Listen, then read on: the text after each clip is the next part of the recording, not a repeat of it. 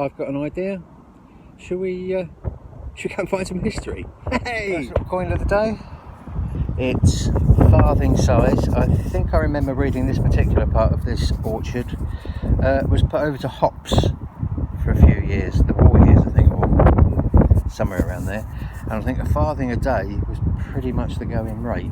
Hence the fact that this is the fifth farthing I've had off this field so far. There you go, first one of the day. Probably a farthing. Hard to tell in that state, isn't it? Lovely. A very nice little buckle. With its pin still. It's nice, isn't it? I shall go home and I shall affix it to my spectacles forthwith. Yeah, that's nice, isn't it? Ah, little buckle. Bless. A very nice gust of wind. No, very nice farthing. Draws the fifth. Can't talk for long because I don't know how much you can hear me with this wind. I've got a swirling wind. It's not blowing in any particular direction. It's just blowing.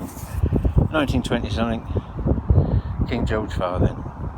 Happy days. Another little coin.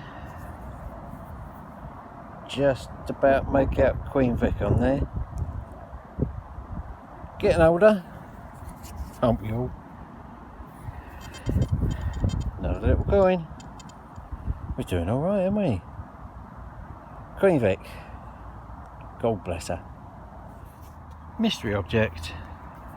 Let's get out of my shadow. I don't know what that is. Seems quite old.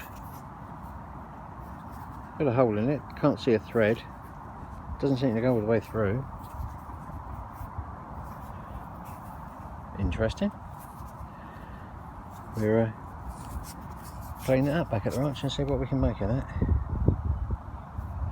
Mouthpiece or something? If it was a mouthpiece it would go all the way through. Maybe it does go all the way through. We'll have a look, shall we? How cool. Well, I've had a few more decimals up. And then this.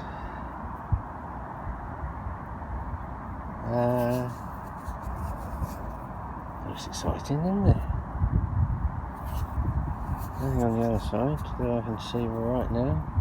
Might just be tiny little lead token.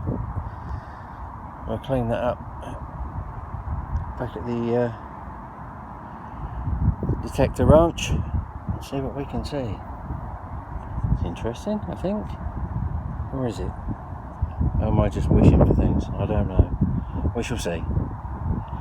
Once again, back at the ranch, here with the detector birds in the background, so they'll probably have a bit of a chirp and say hello.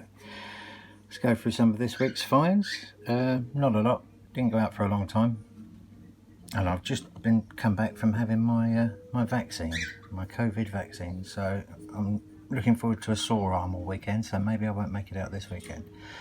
That's the receiving end of one of these snake buckles. Military, could be any age at all really, to be quite honest. It's so hard to pin down because the design didn't change. Why would it? It does exactly what it says on the tin. So there you go. So that's the receiving end of the snake buckle. That's rather nice. I like that. That cleaned up lovely, didn't it? It's got a bit of weight to it actually. I think that might be brass. Lovely little buckle. You could use that again today. The obligatory. I mean, we just get so many of them. Not too sure what this is. I think it's a mouthpiece of something, but then the hole would go all the way through, but I don't think it does. There's not a thread on the inside. There is a pattern on the inside, but I don't think it's a thread. It doesn't seem continual, so I don't actually know what it is. The jury's still out, but I mean, it does look like a mouthpiece of some kind, doesn't it? Like one of them old pipe things that we found a couple of videos ago. Big old bit of shot and a little old bit of shot. Grounds full of those. I'm looking into getting some moulds, and like Nathaniel at Outdoor Adventures, I'll be practicing some smelting soon. Little naval button that is. Never had one like that before. I looked it up, and that's I reckon that's a pre-1700s naval button. I don't think it's that old, but that's the pattern suggests that's what it is. It's a little anchor in a little eye-shaped recess. Can you see that? I think that was probably brassy and shiny at one point. And I haven't found one of these that big either. It's the same date as the ones we found the other week. It's a 1790 Royal Artillery button, but it's a big old flat one. Look at that. Looks like a coin. Which is what I initially thought it was until I didn't think it was much until I polished it up and saw the cannons and the cannonballs at the top. Blank disc, nothing on it at all. Love token of some kind. Oh. A couple of Georgie Porges, Victorian, unidentified one as yet. And this one's had a little clean. I'll hold it up there. Can you see that? There's old Britannia, and on that side, if I can just get that right, you can just about make him out. There he is. That's the fellow we're going to have a talk about. That is His Majesty King Charles II. Let's have a little chat about him, shall we? Right, our little coin of King Charles II. Now, King Charles II was one of the most popular kings of this country. He was around, well, this coin's 1670, so he was around about that. He had a punch up with Oliver Cromwell, which he lost, so he had to run off to France. So he ran off and scampered off to France until Ollie Cromwell croaked. And when Ollie Cromwell croaked, that's quite a mouthful, they invited him back. They said, I'll come back and be a king. So he went, all right, if I must. So he come back on his 30th birthday. He was a popular king. He was a bit of a lad, he liked to drop. He was known as the Merry Monarch.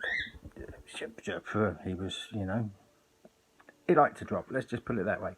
He had various mistresses all throughout his life. He didn't leave an heir, but he did leave 12 illegitimate children, which all ended up getting titled and landed and gentrified and everything else, which is basically what our country is built on. He was king for the plague. He was king for the Great Fire of London. They kind of go hand in hand. One kind of cancelled out the other. At the height of the plague, there was 7,000 people a day dying in this country. So this COVID thing, you know, we've been there before. Fire of London, mention that destroyed 13,200 houses and approximately 87 churches. So London, built on ruins. Built on ruins. What can you say? So that's Charles II. He was alright. He was just a bit of a lad. I shall see you on the next video. Give us a thumbs up. Thanks for watching.